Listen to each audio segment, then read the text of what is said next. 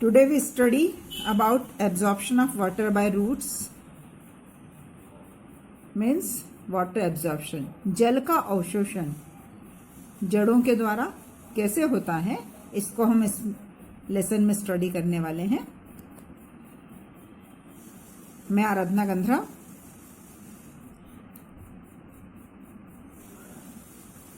Eleventh class के biology के लिए हम देखेंगे.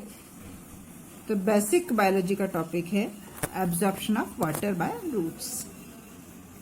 इसको स्टडी करने के लिए हम इंट्रोडक्शन की बात करें तो just like animals, plants also need water, minerals and food for their growth and survival. But how does the transportation of substance in plants takes place? हम सब जानते हैं कि पौधों को, जंतुओं को, सभी को जल की आवश्यकता होती है, मिनरल्स की आवश्यकता होती है, भोजन की आवश्यकता होती है अपने सर्वाइवल के लिए, अपनी ग्रोथ के लिए. पर इन पौधों में इन सब पदार्थों का ट्रांसपोर्टेशन, स्थानांतरण कैसे होता है? क्योंकि पौधों के पास, जैसे हमारे पास आर्टरीज और वेन्स होती हैं, पौधों के पास plants do not have arteries and veins. पौधों के पास कोई ऐसी शिराएं, कोई धमनियां नहीं होती हैं जैसी मनुष्य में होती है. और जब हम बात करें इन यूनिसेल्युलर ऑर्गेनिज्म, एक कोशिकीय जीवों की, such as Chlamydomonas, and simple multicellular organism such as Spirogyra. हम एक कोशिकीय जीवों की बात करें जैसे क्लेमाइडोमोनास, ये बहुकोशिकीय जीवों की बात करें जैसे spirogyra, the process of transportation of substance is simple and takes place by diffusion. इन जीवों की, जब हम एक कोशिक और बहुकोशीय सामान्य जीवों की बात करेंगे तो इनमें स्थानांतरण पदार्थों का सरल तरीके से विसरण की क्रिया के द्वारा होता है. अब यहां पर हम जब बात करेंगे विसरण, हमने डिफ्यूजन वर्ड को यूज किया है तो उसके मीनिंग को समझना जरूरी है. डिफ्यूजन क्या है, विसरण क्या है? तो डिफ्यूजन क्या है? Movement of substances from a region of lower concentration to a region of higher concentration. पदार्थों का एक स्थान से दूसरे स्थान पर जाना. कहां से कहां पर जाना? तो उच्च सांद्रता से निम्न सांद्रता की ओर जाना. पर सांद्रता का आधार क्या है उसको हमको देखना होता है. सांद्रता यदि विलायकों पर आधारित है तो हम उस कह सकते हैं कि विसरण की क्रिया में पदार्थों का जो आवागमन है, पदार्थों का जो फ्लो है, प्रवाह है, वो निम्न सांद्रता से उच्च सांद्रता की ओर होता है. When we take concentration on the basis of the solvent, we say movement of substance from a region of lower concentration to a region of higher concentration through the cell surface. Clear? Then main topic, the mechanism of transportation of substance in higher planes.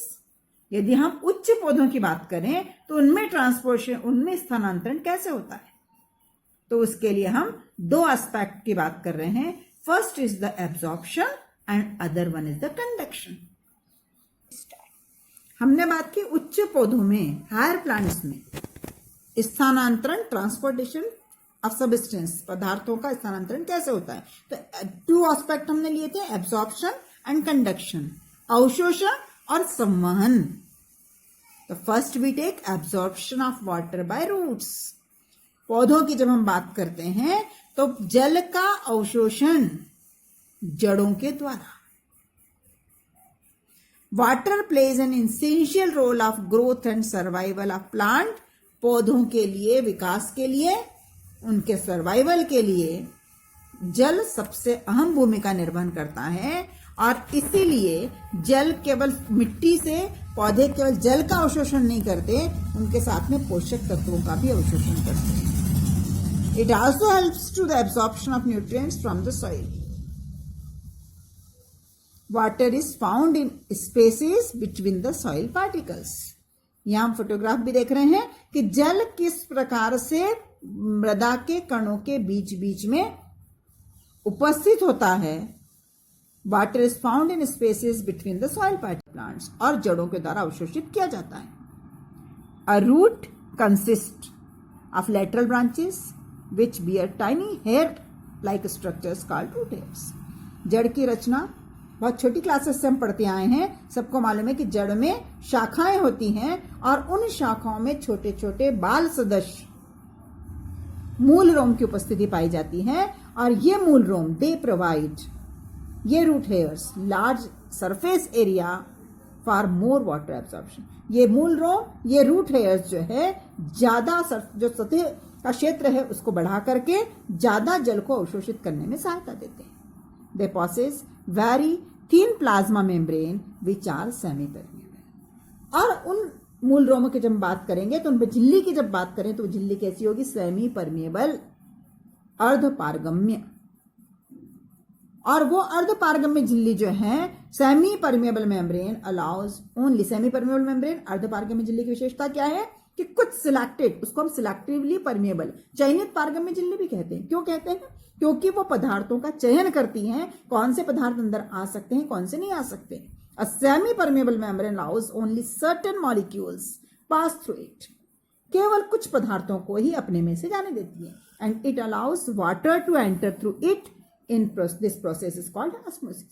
और ये semi-permeable membrane अर्धपारगम्य झिल्ली जल को अपने अंदर आने देती है और इस प्रकार मृदा से जल के अंदर।